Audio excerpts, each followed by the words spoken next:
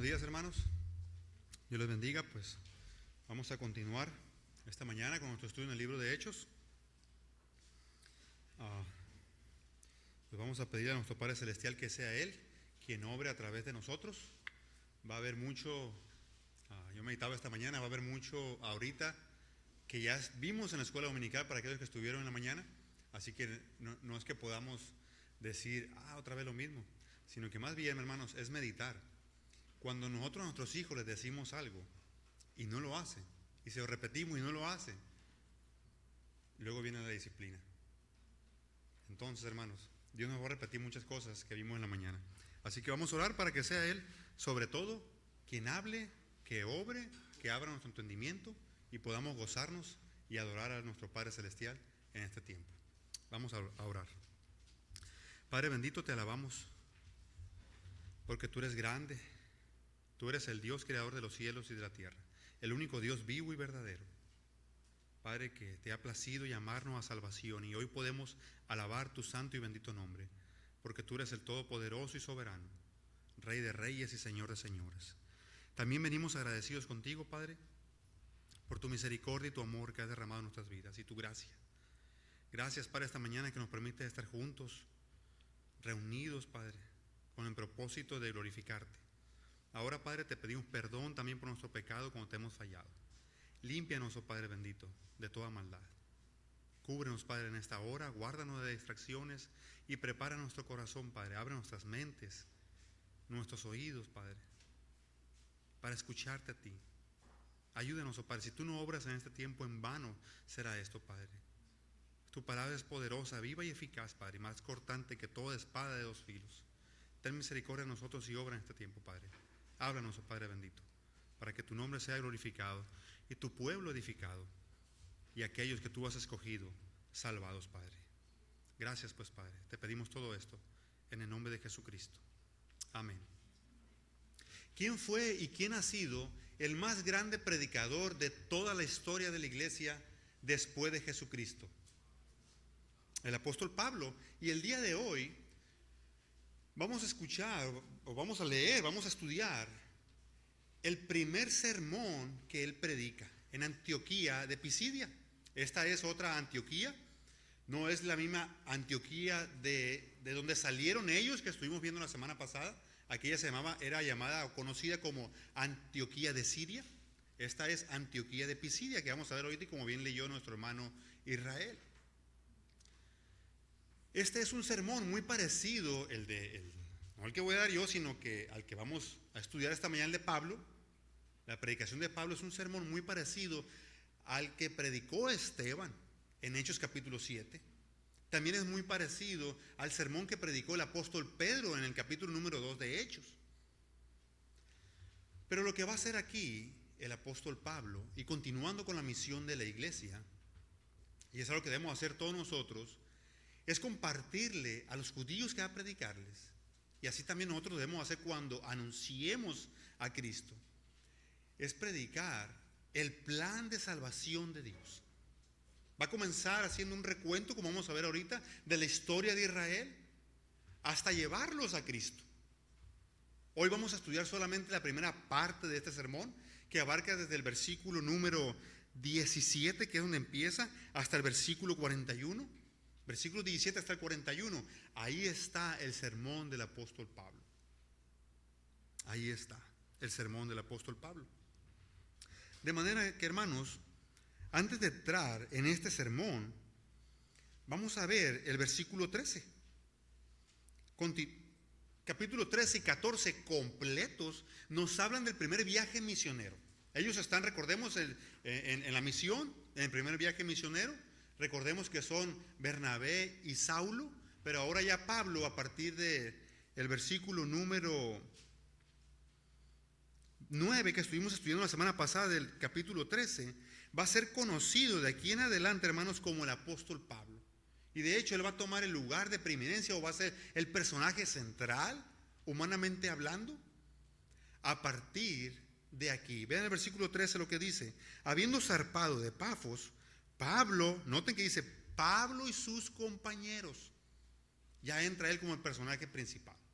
Pablo, o sea, y Bernabé, y Juan Marcos, que es el escritor del Evangelio de Marcos, como estuvimos viendo la semana pasada. Entonces ellos estaban en Pafos, donde compartieron el Evangelio con este procónsul, cómo se convirtió, y ahora ellos salen de esta ciudad, de esta área de Pafos. Pablo y sus compañeros, dice, y arribaron o llegaron ¿a dónde? A Perge de Panfilia. Pero Juan, apartándose de ellos, volvió a Jerusalén. Estuvimos tocando un poquito acerca de cómo Juan Marcos había abandonado la misión. Se han hecho muchas especulaciones, se han dicho muchas cosas de por qué él pudo haber abandonado esta misión. Dios no nos dice en su palabra por qué es que él abandonó esta misión.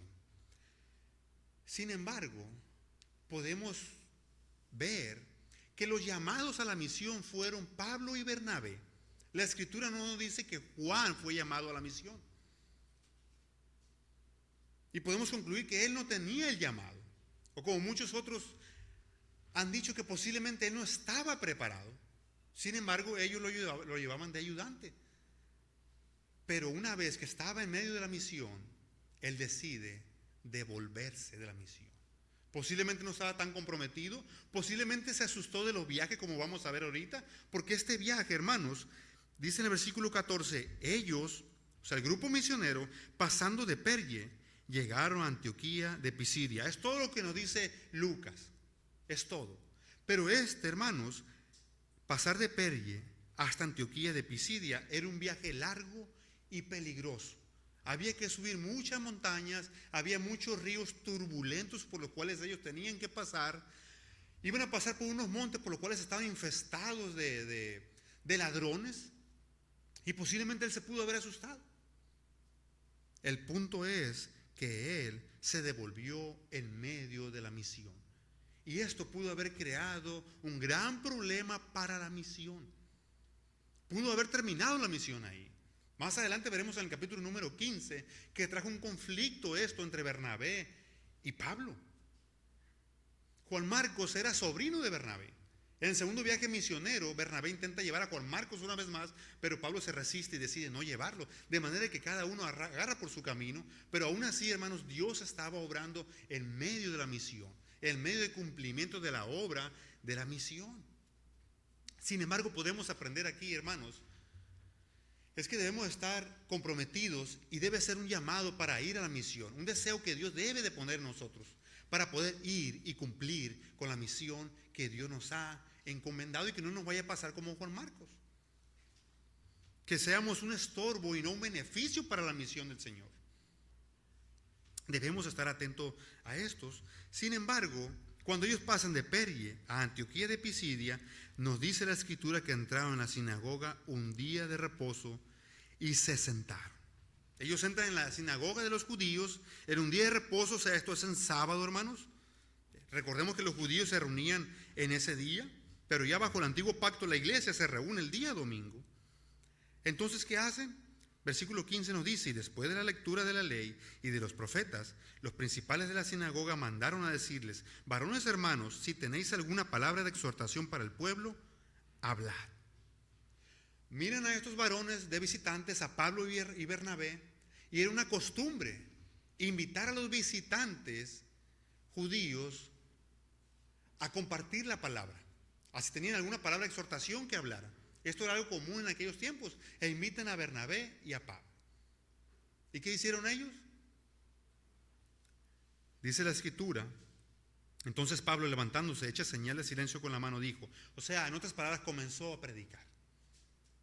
Él no se quedó pasmado como cuando muchas veces nosotros en medio de la misión a veces, o que queremos compartir, a veces se nos invita a compartir, sea que estemos con nuestras familias o donde quiera que estemos en el trabajo, a veces por temor no hablamos y guardamos silencio y le fallamos al Señor. Pero Pablo, movido por el Señor, no perdió tiempo y comenzó a compartir la palabra del Señor. De hecho, el título de este sermón es la predicación de Pablo, y lo vamos a ver bajo 3 puntos en esta mañana. Vamos a ver solamente la primera parte. Con la ayuda del Señor veremos la siguiente parte la próxima semana de este sermón. Así que vamos a ver en primer lugar, de versículo 16 al 17, que Dios el Padre nos escoge en Cristo. Versículos 18 al 22 vamos a ver que Dios el Padre nos soporta en Cristo. O sea, es paciente con nosotros o tiene misericordia. Y en tercer lugar y último lugar vamos a ver que Dios el Padre nos salva en Cristo. Versículos 23 al 26. De hecho, los personajes principales en este sermón que Pablo da son Dios el Padre y el Señor Jesucristo. Dios el Padre y el Señor Jesucristo. Así que vamos a ir entonces, hermanos, a nuestro primer punto. Que Dios nos escoge, Dios el Padre nos escoge en Cristo. Dios el Padre nos escoge en Cristo. Y vean, hermanos, cómo comienza el apóstol Pablo esta predicación, llamando la atención hacia ellos sobre un tema que ellos amaban, de cómo Dios los había elegido a ellos y habían sido escogidos por Dios. Y les dice Pablo una vez más, versículo 16: entonces Pablo, levantándose, hecha señal de silencio con la mano, dijo, se dirige a dos grupos aquí que están en la misma sinagoga: varones israelitas, o sea, los judíos, y los que teméis a Dios, o sea, gentiles temerosos de Dios, que buscaban a Dios, que buscaban hacer la voluntad de Dios, aunque no conocían mucho acerca de Dios como los israelitas. Y Pablo se está dirigiendo a esos dos grupos dentro de la sinagoga. Pero definitivamente, tanto uno como otros, posiblemente la mayoría, no eran salvos, como vamos a ver ahorita un momento. Y les dice, oíd, escuchad. Y comienza en el versículo 17 de su sermón.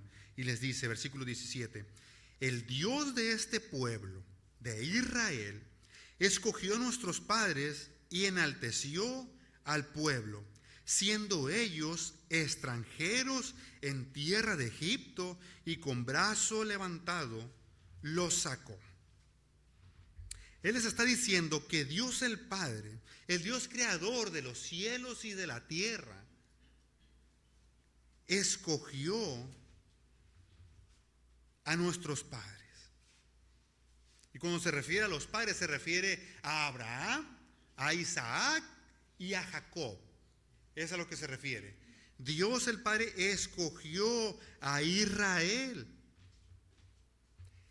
Él, en su soberanía y en su plan, decidió escoger a este pueblo terrenal para que llevara a cabo sus propósitos. Él no decidió escoger a Egipto o algún otro más. Él decidió escoger a Israel. Y no a todo Israel, hermanos, esto es importante, no a todo Israel. Lo escogió como un pueblo físico, pero a muchos para salvación, pero no a todos. No todo el que desciende de Israel es un verdadero israelita. Sin embargo, nosotros podemos aprender también que dentro del nuevo pacto escogió a su iglesia para salvación. Ahora, ¿por qué es que Dios habrá escogido a Israel y no a alguien más? Vamos a ir, hermanos, por favor, a Deuteronomio. Por favor. Deuteronomio, capítulo 7, versículos 6 al 8.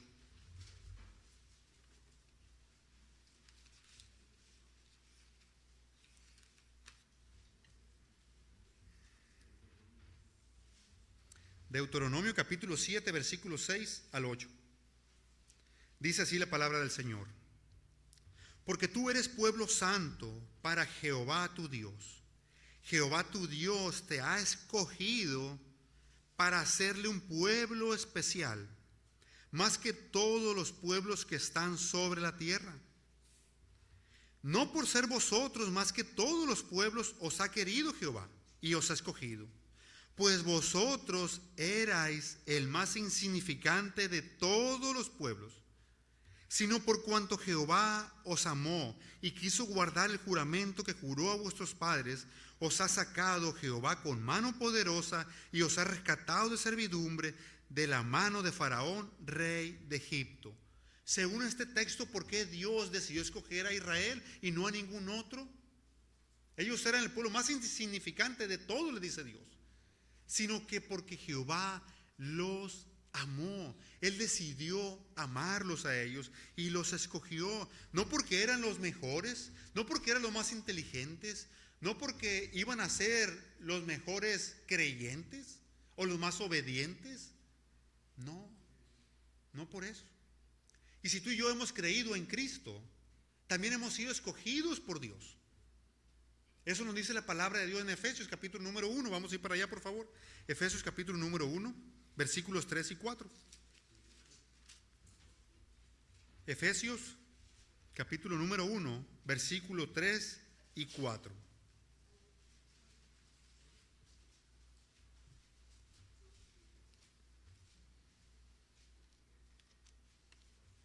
Bendito sea el Dios y Padre de nuestro Señor Jesucristo, que nos bendijo con toda bendición espiritual en los lugares celestiales en Cristo, según nos escogió en Él, o sea, en Cristo. ¿Cuándo? Antes de la fundación del mundo. ¿Para qué? Para que fuésemos santos y sin mancha delante de Él.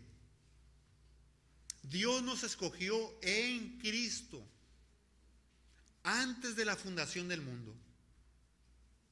¿Será que Él nos habrá escogido porque habrá visto Él que éramos buenas personas?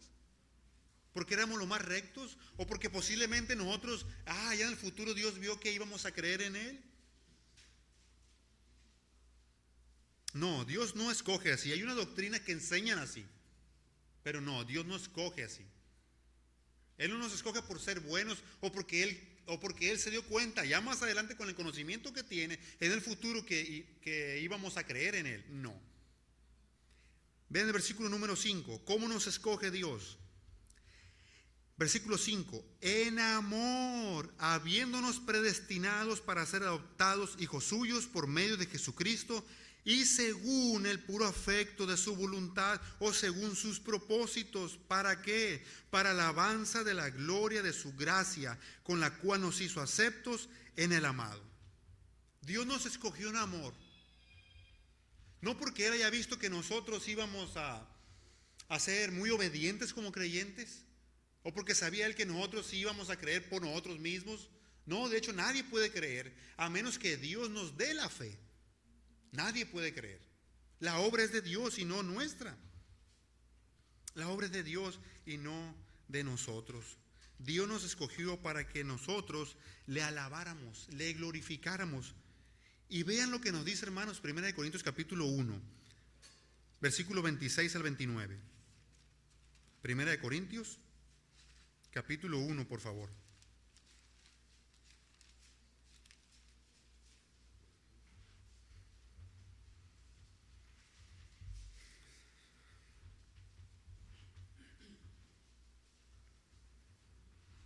Pues mirad, hermanos, vuestra vocación, que no sois muchos sabios. A los creyentes, a los que Dios escogió, no son sabios según la carne, ni muchos poderosos tampoco, ni muchos nobles, sino que lo necio del mundo escogió Dios para avergonzar a los sabios, y lo débil del mundo escogió Dios para avergonzar a lo fuerte, y lo vil del mundo y lo menospreciado escogió Dios, y lo que no es, para deshacer lo que es. ¿Con qué fin? A fin de que nadie se jacte en su presencia. Nadie puede decir: Dios me escogió a mí porque yo era muy buena persona, porque yo iba a ser muy buen creyente, muy obediente a Dios. No, nadie. De hecho, Dios dijo en el capítulo número 9 de Romanos que Dios tiene misericordia de quien Él quiere tener misericordia. Así que no depende del que quiere ni el que corre, sino de Dios, quien tiene misericordia. Dios nos ha elegido antes de la fundación del mundo, cuando ni nacíamos todavía. Pero Dios nos eligió por amor, según el puro afecto de su voluntad y según sus propósitos solamente. No porque vio algo bueno en nosotros. Romanos capítulo 3 nos dice que no hay ninguno bueno. No hay ni siquiera uno bueno. Solamente hay uno, y ese es Dios, el único bueno. De ahí para allá no hay ninguno bueno. Y Dios nos ha escogido, hermanos, así como escogió a Israel, para que nosotros le alabemos. Él nos escogió en Cristo, Dios el Padre, para gloria de Él. Y nosotros debemos darle muchas gracias, debemos glorificarle a Él, alabarle, adorarle por esa gran obra que Él ha hecho con nosotros. Porque no ha escogido a toda la humanidad. Él ha escogido a una parte de la humanidad. ¿Y cómo puedo saber si soy escogido? Bueno, si tú has creído en Cristo, te has arrepentido de tus pecados y eres salvo, eso significa que tú eres un escogido de Dios. Pero si tú todavía no has creído en Cristo, es posible que quizás todavía no sea tu momento, tu tiempo, pero si mueres a final de cuentas sin creer en Cristo, estarás evidenciando, manifestando que nunca fuiste un escogido de Dios, así puedas estar asistiendo a la iglesia domingo tras domingo. Así que, hermanos, debemos darle gracias a Dios porque este es un privilegio que Dios ha otorgado. Si ya hemos creído en Cristo, rescatarnos a nosotros, escogernos a nosotros y no a todos. Ha escogido a un grupo solamente para alabanza suya. Él, dice el apóstol Pablo, escogió a Israel y enalteció al pueblo, multiplicando al pueblo, siendo muchos israelitas, siendo ellos extranjeros en tierra de Egipto, y con brazo levantado los sacó de ella, nos dice el versículo 17, volviendo a Hechos 13. Con poder sacó a Israel de Egipto, con muchas manifestaciones de poder y de milagros. Le mandó las 10 plagas a los egipcios para liberar a su pueblo. Dios les estaba dando una salvación terrenal que apuntaba a una gran salvación que es espiritual. Dios sacó del mundo, podemos decir, a Israel, porque Egipto representa al mundo, y Dios nos ha sacado a nosotros también. Si hemos sido llamados por Dios, si hemos sido escogidos por Dios, nos ha sacado del mundo para venir y vivir para Él. De hecho, la palabra iglesia significa los llamados a salir fuera del mundo para venir y vivir ahora para Dios y ya no seguir viviendo como vive el mundo. Así que, hermanos, debemos dar gracias a Dios por esto, porque Él nos ha escogido. Ahora entonces, hermanos, ¿qué sucedió con Israel una vez que Dios lo liberó de Egipto? ¿Qué fue lo que sucedió? Y eso nos lleva entonces ahora a nuestro segundo punto, que Dios, el Padre, nos soporta o es paciente con nosotros en Cristo. Vean lo que nos dice el versículo 18, hermanos, por favor.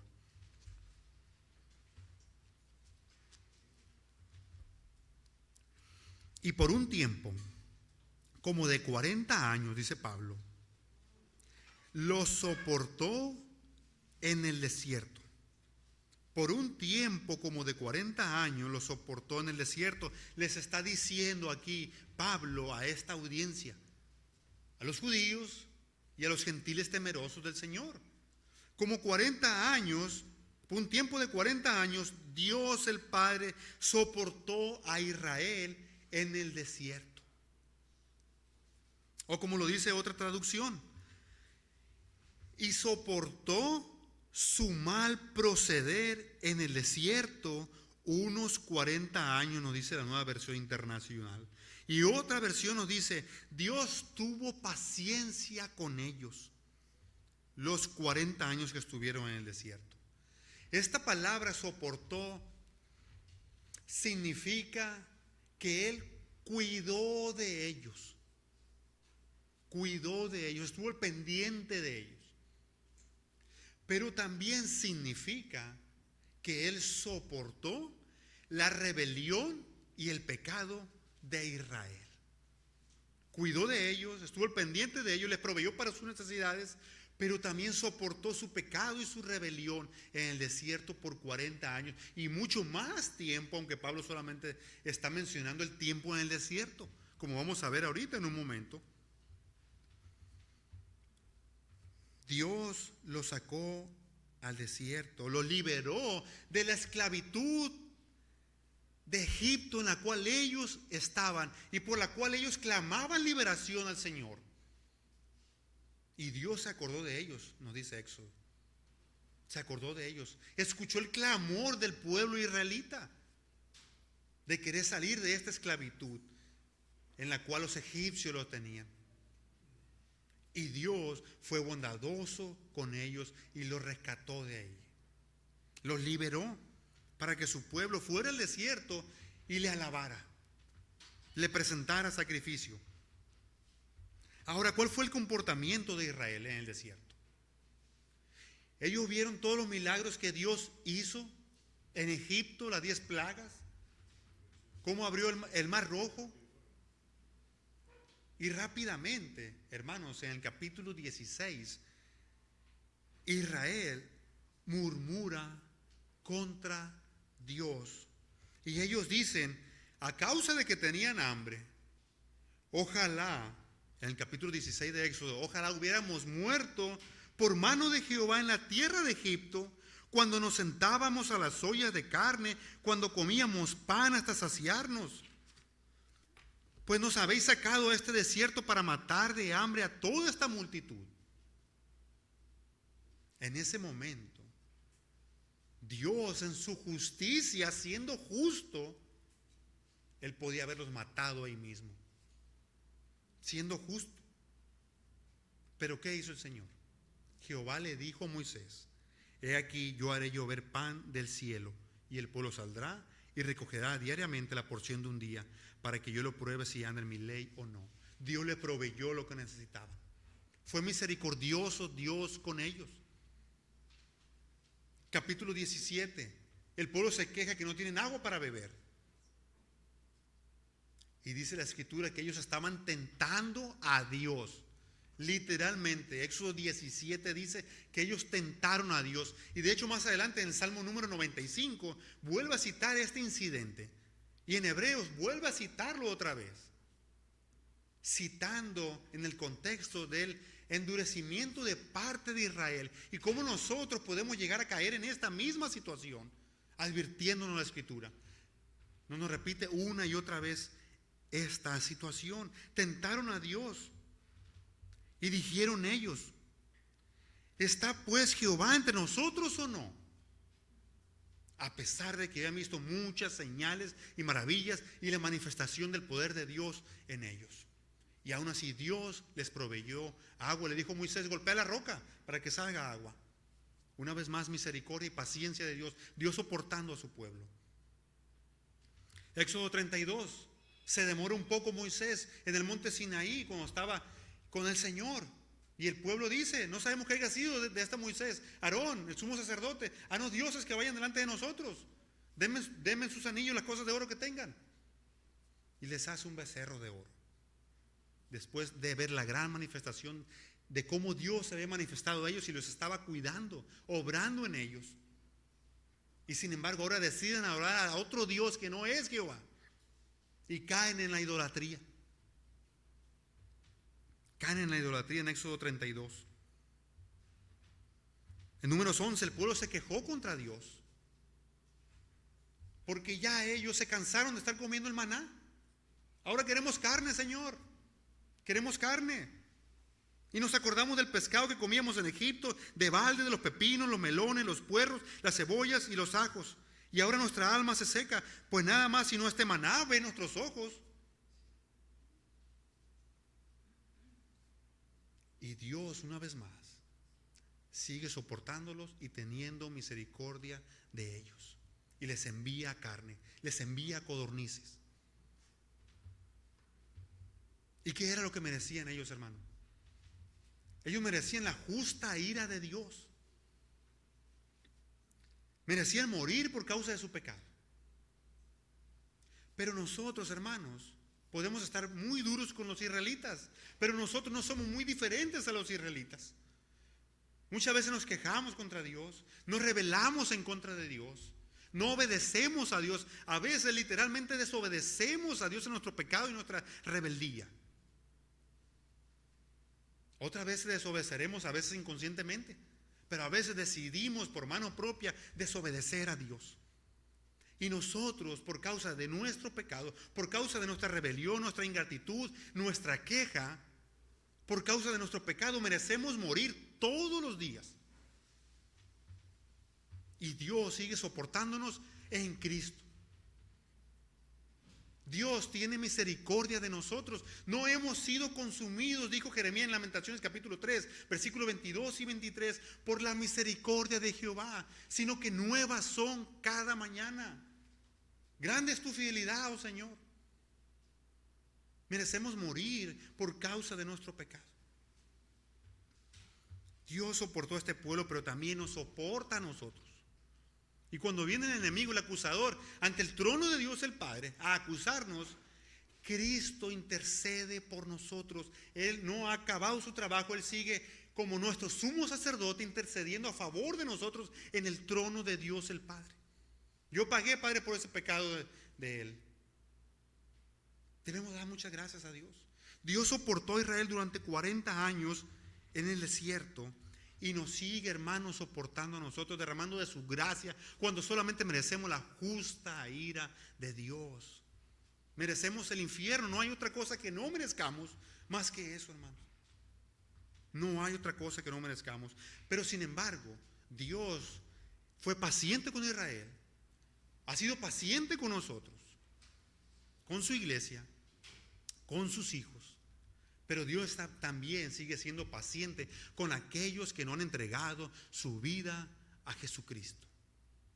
La palabra del Señor nos dice en 2 de Pedro capítulo 3 versículo 9 que Él es paciente, no queriendo que nadie perezca, sino que todos procedan al arrepentimiento. Así que si tú no has entregado tu vida a Cristo, Dios te está hablando y es paciente contigo. Quiere que vengas a entregarle tu vida a Cristo, abandonando tus pecados y creyendo en Cristo. ¿Cuánto nos ha soportado el Señor, hermanos? ¿Cuánta rebelión, cuánta desobediencia de parte de nosotros? Sin embargo, Cristo está intercediendo por nosotros. Dios no nos mira, el Padre, tanto a nosotros, sino que Él ve a Cristo en nosotros. Y es paciente y misericordioso con nosotros, como lo fue con Israel también.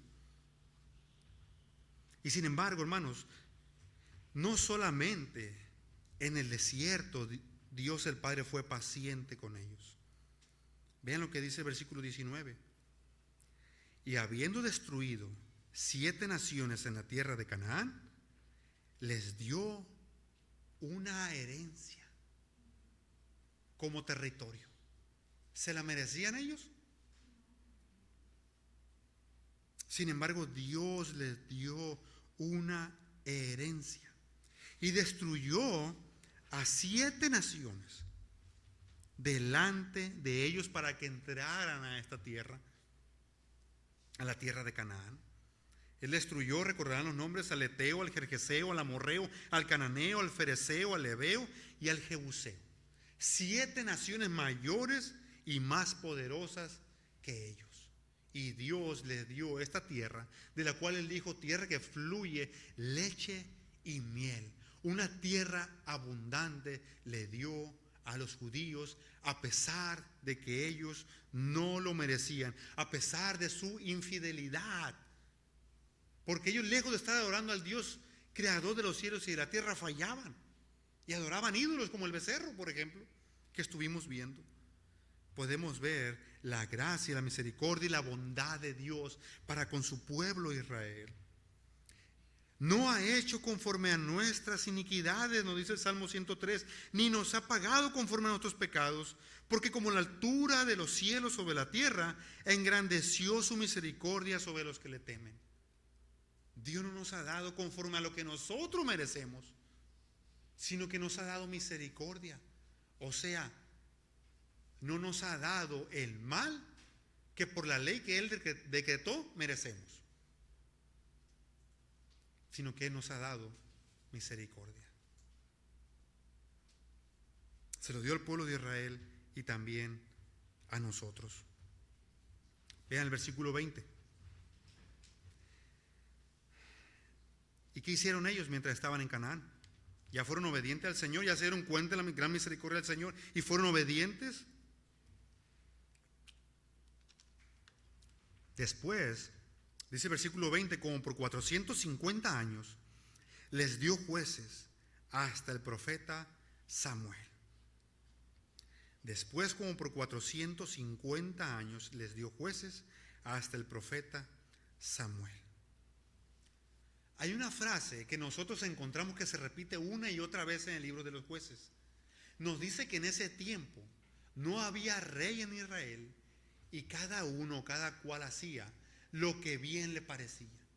En otras palabras, cada quien hacía lo que quería. Como hoy en día la gente sigue haciendo bajo su propia perspectiva y sabiduría lo que quieren, pero no lo que Dios manda. Y el pueblo de Israel también seguía en infidelidad, fallándole al Señor. Y sin embargo Él derramaba misericordia sobre ellos. Y cuando un pueblo vecino venía a oprimirlo o a luchar contra ellos y a derrotarlos, Dios les daba jueces, los levantaba. Por mencionar a uno de los más famosos, Sansón, por ejemplo. Y los levantaba para que los liberara. Gedeón también era otro. Estos eran, por decir así, pequeños jueces, libertadores, salvadores terrenales, que liberaban a Israel de la opresión del pueblo vecino que venía a pelear contra ellos para oprimirlos y llevárselos como esclavos también. Dios les levantaba pequeños salvadores que apuntaban, hermanos, al gran libertador y al gran Salvador que es el Señor Jesucristo. Lo que Pablo está haciendo aquí al predicarles a estos judíos y a los gentiles es llevarlos hacia Cristo, como lo vamos a ver ahorita en un momento. Es lo mismo que nosotros tenemos que hacer cuando queramos evangelizar o que nos encontremos en medio de la misión. Llevar a la gente a Cristo, al Salvador, mostrarles al Salvador, mostrarles el plan de salvación. Dios les dio jueces para liberarlos. Pero después, ¿qué hicieron ellos? Después de este tiempo. Vean el versículo 21, hermanos.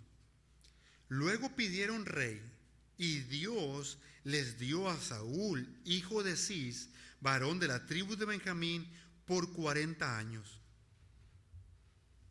¿Sabe qué hizo el pueblo de Israel? Rechazó a Dios. Ya no quería que Dios lo gobernara. Ahora ellos pidieron un rey. Vamos a ir a 1 Samuel, por favor, capítulo 8. Primer libro de Samuel, perdón. Primer libro de Samuel, capítulo 8, versículo 4 al 7.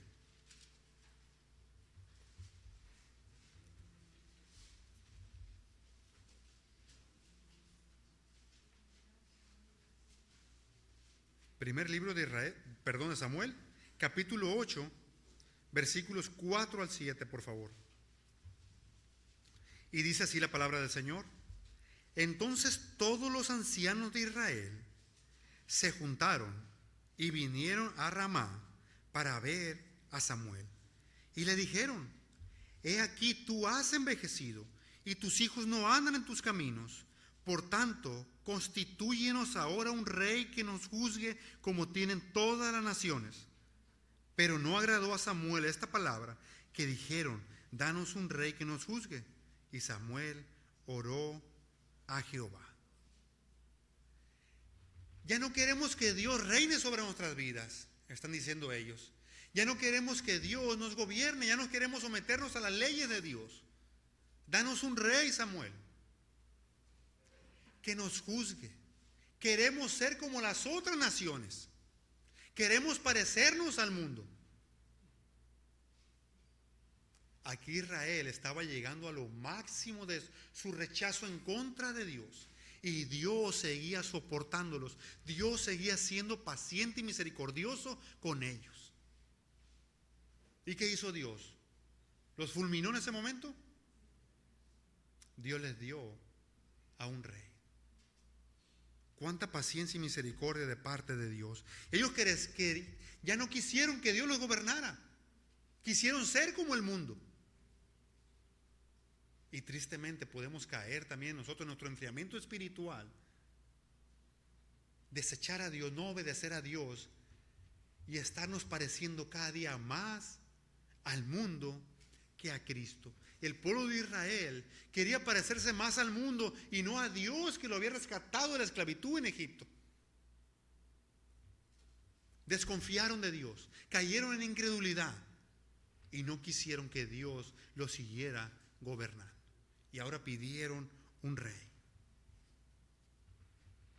Y Dios les dio a Saúl, el primer rey de Israel, que era un varón de la tribu de Benjamín. Pero este rey fue desobediente al Señor y Dios lo desechó. Dios lo desechó. Pero Dios continuaba trabajando con ellos. Y ahora Dios levanta a otro rey, el segundo rey de Israel. Nos dice el versículo 22, quitado este, les levantó por rey a David, de quien dio también testimonio diciendo, he hallado a David, hijo de Isaí, varón conforme a mi corazón, quien hará todo lo que yo quiero. Fue Dios quien levantó por rey a David. Noten cómo Pablo, aquí en su predicación, va llevando a estos judíos y va mostrándole cómo era Dios el que de algún modo que era Dios el que venía dándoles jueces, sacándoles de la esclavitud en Egipto, dándoles un rey, y ahora les da por rey a David. Contraste a Saúl, David iba a ser obediente al Señor. Por eso dice, hará todo lo que yo quiero. Además que hay una frase aquí en medio de este texto que Dios da acerca de David, una gran descripción.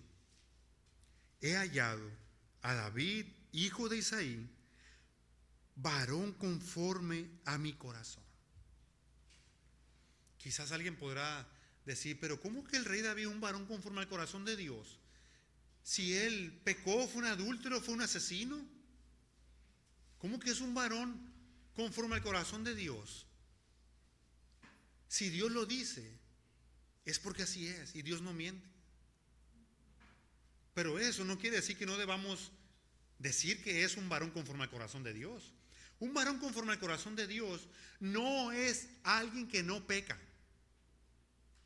Tampoco es alguien que es perfecto. Tampoco. No es alguien que no peca ni tampoco alguien que no es perfecto. No.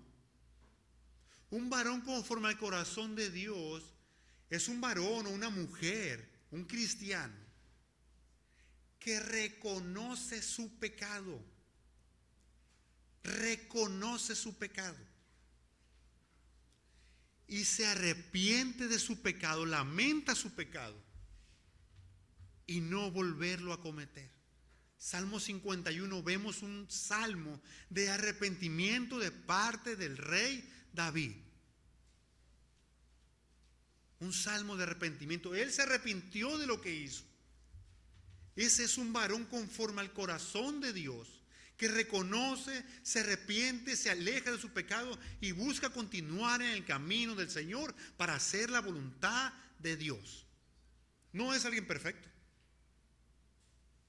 Dios dice que David fue un hombre conforme al corazón de Dios, porque él se arrepintió de su pecado. Reconoció y no solamente reconoció su pecado, hermano, sino que se arrepintió de su pecado. Porque a veces podemos reconocerlo. Incluso la gente puede decir, sí, sé que soy pecador y sé que he pecado. Y tristemente se quedan ahí. Pero aquella persona que es conforme al corazón de Dios se arrepiente, abandona y deja su pecado y busca hacer la voluntad del Señor. Eso es un varón conforme al corazón del Señor.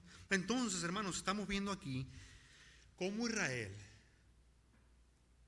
infiel, quejándose, ingratos, desobedientes, rebeldes, Dios los soportó. Dios los soportó. Fue paciente y misericordioso con ellos. Cuánta paciencia de Dios, cuánta misericordia de Dios. Y así Dios con nosotros también. Y pudiéramos preguntarnos, aplicándonos el texto a nosotros, ¿qué tan pacientes somos nosotros y misericordiosos con los demás? Dios nos dice en Efesios capítulo 4, versículo 2, y en Colosenses capítulo 3, que nos soportemos con paciencia y en amor los unos a los otros. Y Dios nos ha llamado a ser como Él. ¿Qué tan buenos soportadores somos los unos con los otros? ¿Nos impacientamos rápidamente? ¿Somos misericordiosos con los demás? ¿Nos soportamos por amor al Señor, tratando de cumplir los mandamientos del Señor? Es un mandamiento de Dios, soportarnos unos a otros en amor, con paciencia. ¿Nos distingue el ser soportadores, así como lo es Dios? ¿Nos parecemos a Dios en este aspecto? ¿Qué tan parecidos somos en esta área, hermanos? Sin embargo, Pablo está llevando a esta audiencia hacia Jesús. Y este rey imperfecto, que fue David y que también fue Saúl, no era más que una sombra o una señal que apuntaban al verdadero rey, o al gran rey que era Jesucristo. De hecho, la palabra Cristo o Mesías significa el ungido de Dios. Y el rey David había sido ungido, de manera que podemos decir que David era un Cristo y un Mesías con C minúscula y M minúscula, unos pequeños Cristos, pequeños Mesías. Pero sin embargo, Cristo es el gran Salvador, con S, con M mayúscula Mesías, Cristo con C mayúscula. Y es allá a donde quiere llevarnos. Y ahora vamos a pasar a nuestro tercer punto. Ya hemos visto entonces que Dios el Padre nos escogió en Cristo, que Dios el Padre nos soporta en Cristo. Veamos ahora en tercer lugar y en último lugar, que Dios el Padre nos salva en Cristo. Versículo 23, por favor.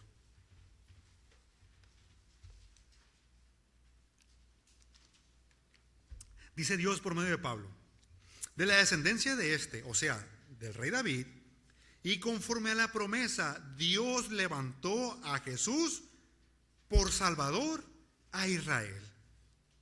De la descendencia de David, conforme a la promesa, en 2 de Samuel, capítulo número 7, encontramos cómo Dios hizo un pacto con David.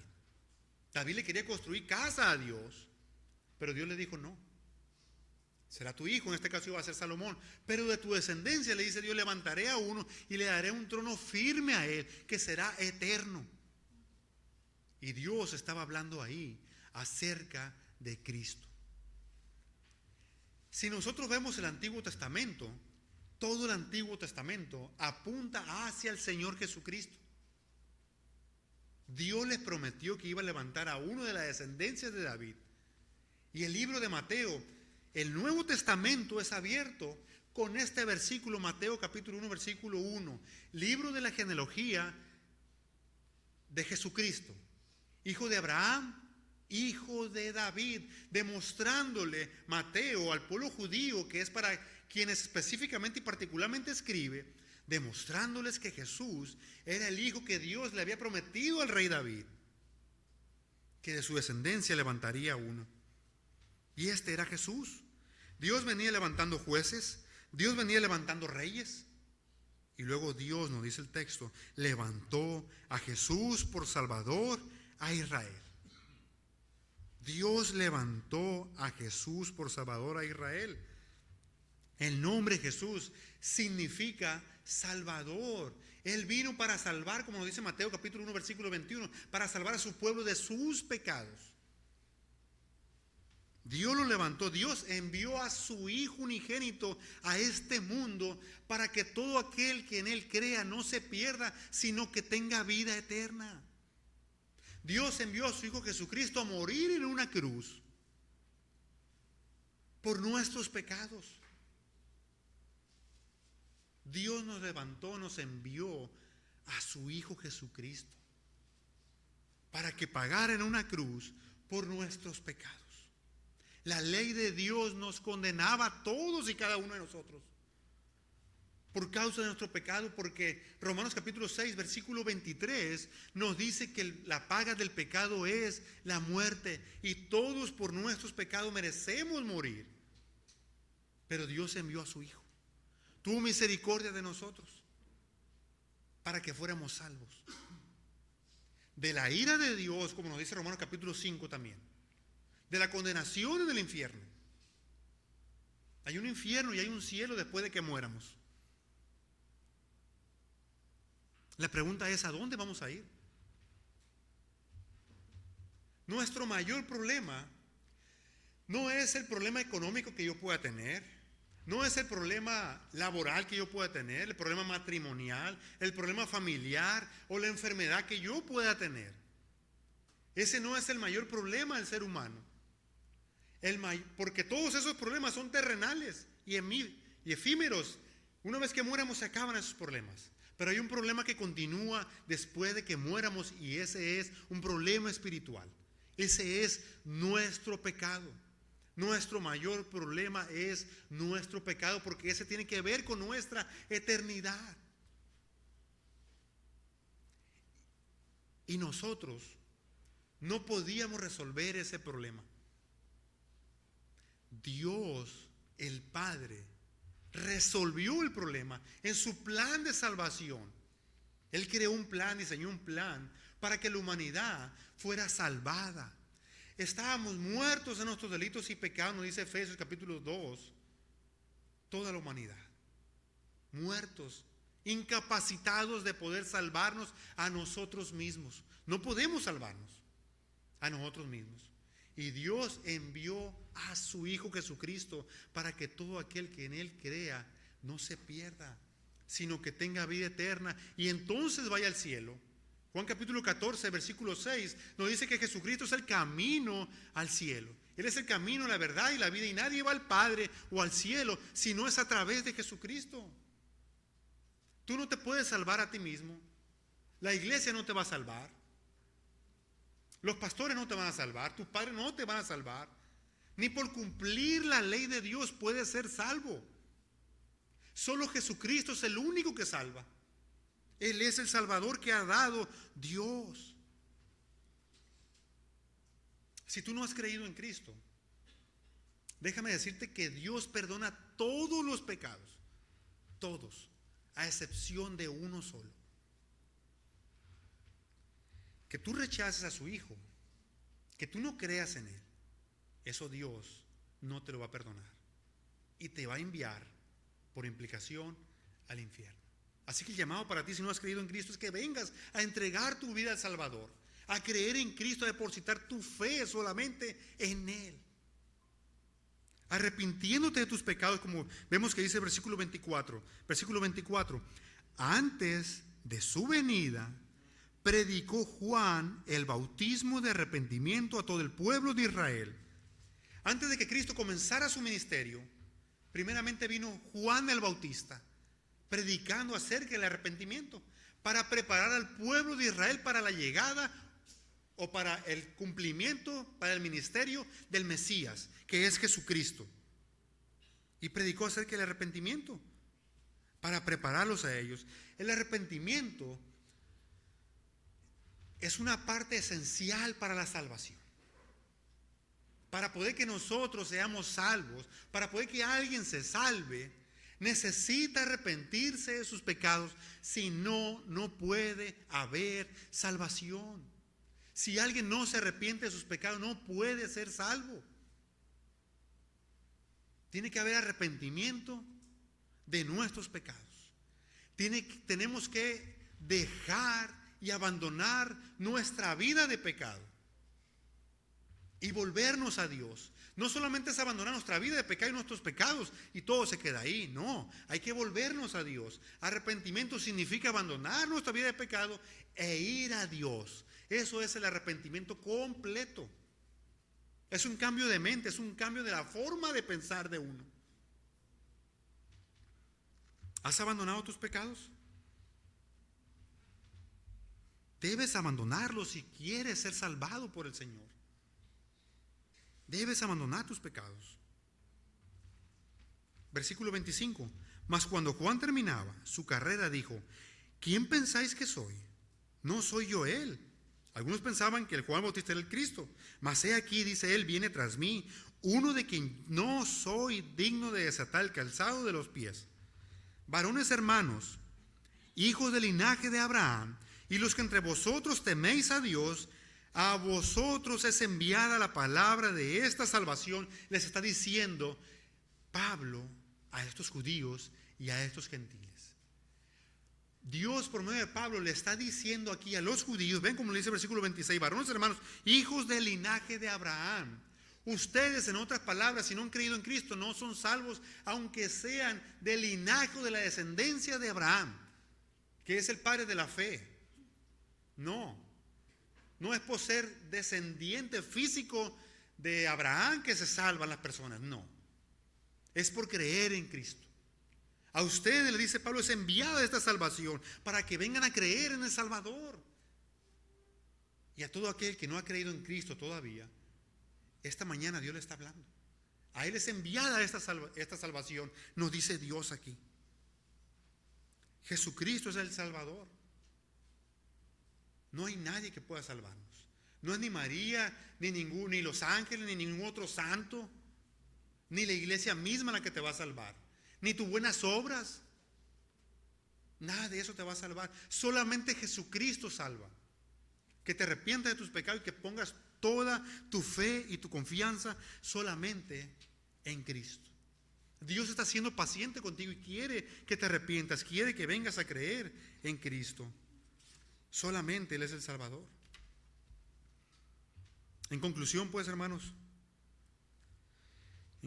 así como Pablo y Bernabé continuaron la misión, debemos nosotros también, así como él estaba compartiendo a Cristo, compartir a la gente a Cristo. La gente está perdida en sus pecados, aquellos que no conocen a Cristo, y debemos compartirles al Salvador y llevarlos al Salvador, para que en su misericordia y en su gracia, y si a Dios le place, para que les dé salvación. Es ir y compartirles a ellos. Es ir y compartir la palabra del Señor. Pero al mismo tiempo, hermanos, nosotros que ya creímos en Cristo, debemos apreciar esta gran salvación que nos ha dado Dios, que Él nos escogió, que en el caminar con Él y en esta vida ha sido sumamente y extraordinariamente paciente con nosotros. Y debemos recordar también cada día de dónde nos rescató el Señor y quiénes somos ahora en Cristo. Como dice nuestro hermano Ramón, privilegiados. Debemos gozarnos de esto, hermanos. Y si estamos fríos, alejados del Señor, que se nos haya ido el gozo de la salvación. Hubo un hombre que en el Antiguo Testamento se le fue el gozo de la salvación. No tenía el gozo de la salvación a causa de su pecado. Y él fue el rey David. Y él le pidió al Señor, y debemos pedirle si se nos ha ido el gozo de la salvación: Señor, devuélveme el gozo de la salvación. Que yo pueda recordar esto y volver a gozarme, Señor, en esto. En que tú me has salvado a mí, cuando yo no lo merecía, porque nadie merecemos ser salvados por Dios. Dios no le debe nada a nadie. Sin embargo, Dios sigue siendo justo, misericordioso, bondadoso, lleno de gracia y de verdad. Oh, hermanos, alabemos a Dios por esto, demos gracias a Dios. Romanos capítulo 12 dice: así que, hermanos, os ruego por las misericordias de Dios que presentéis vuestros cuerpos en sacrificio vivo, santo, agradable a Dios, que es vuestro culto racional, vuestra verdadera adoración. No os conforméis a este siglo, sino transformados por medio de la renovación de vuestro entendimiento, para que comprobéis cuál sea la buena voluntad de Dios, agradable y perfecta. Por la misericordia de Dios, vivamos dignamente como Dios quiere que vivamos, adorándole y alabándole por la gran salvación que Él nos ha otorgado en Cristo y no por nuestro obrar. Vamos a orar. Padre Santo, te alabamos, te damos toda la gloria y la honra, Padre. Padre, por tu gran misericordia, por tu gran paciencia, Padre, que has tenido con nosotros. Pues no nos has desechado, Señor, sino que, Padre, sigues obrando y transformándonos en cada día más a la imagen de tu Hijo. Padre, perdónanos porque muchas veces nos rebelamos en contra tuya. Ten misericordia de nosotros, Padre, te necesitamos. Ayúdanos, Señor. para tu gloria, Padre, para tu honra. En el nombre de Jesús. Amén.